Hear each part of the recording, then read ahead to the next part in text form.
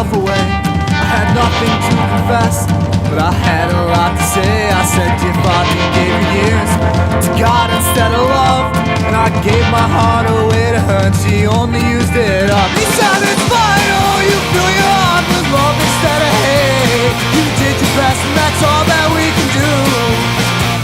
There's lessons to be learned from every trial thrown your way, and your faith will find a way to see you through. Well, I said that's good and well, Father, but I'm not a man of faith. You should have been here over an hour ago, but I got lost on the way. I said my brain's not made for fairy tales, but I've nowhere else to turn.